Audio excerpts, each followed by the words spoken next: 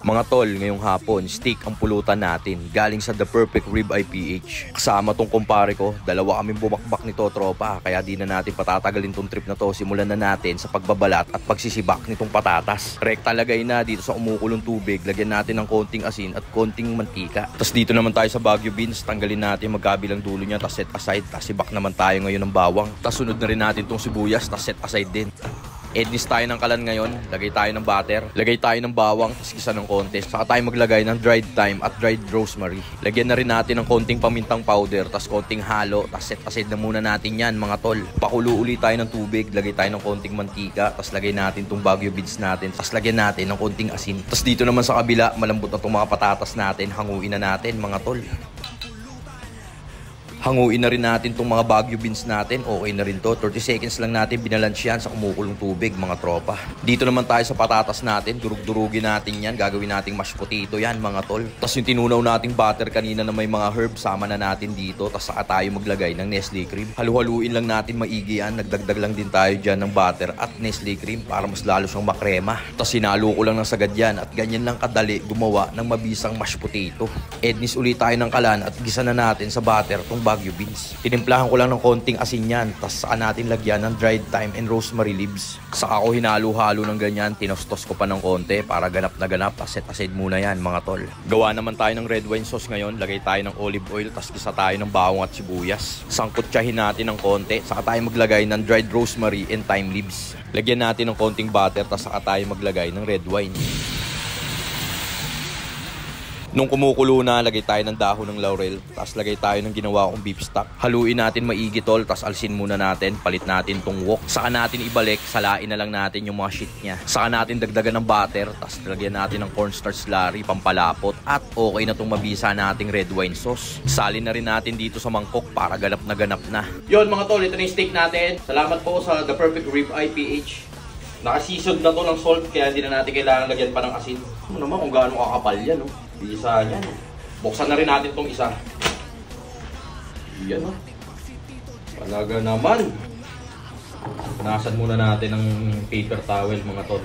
Timplahan natin ngayon ng thyme at rosemary leaves. Tapos saka tayo maglagay ng konting paminta. Tapos yan, pinagpagpagpag lang natin ng ganyan sa kanya para kapit na kapit. Tapos dito naman sa kabila niya, ganun din gagawin natin. Same procedure lang din yan tol. At sa halagang 1,250, pwede ka nang makabili ng 1 kilong ribeye steak. Dito mo lang maroroxy yan sa The Perfect Rib Eye PH. Salang na natin dito sa cast iron pan ng mukbang. Tignan mo naman kung gaano kasulit yung 1,250 mo dyan, tropa. Grabe yan.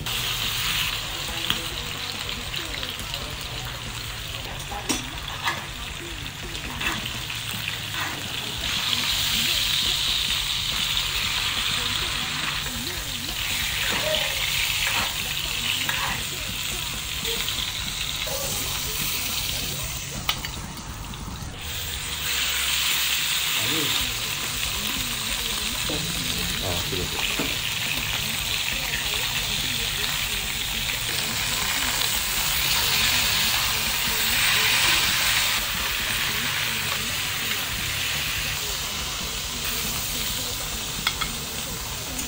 After natin makaluto, tara sibakin na natin to. Tignan mo naman tol, medium rare yan. Sibak-sibakin lang natin ng ganyan para bite size lang. Tapos ito namang parting taba yung sibak-sibakin natin. Grabe, ang lambot niyan tol. Tapos ito na tropa, plating na natin itong mabisa nating rib eye. Lagay lang natin itong Baguio beans natin. Tapos lagyan din natin ng mashed potato. Grabe, napakasagad niyan tropa. Combination yan. Bihira ako makapulutan ng steak, kaya talaga namang pupuksain ko to.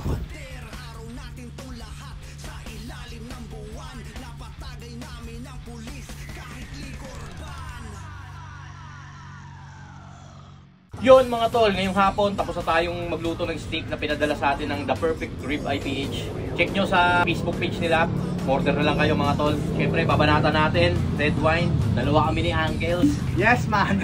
Pre oh, tatagayan na kita, red wine tayo ngayon ha. Ano, tara na! Chicks muna siyempre. Bakbakan mo na pre! Ako kakamayin ko na to. Sausaw mo rito sa mabisang sauce oh. Quality. Pwede tikman mo rin yung mashed potato. Gulay, pambalanse.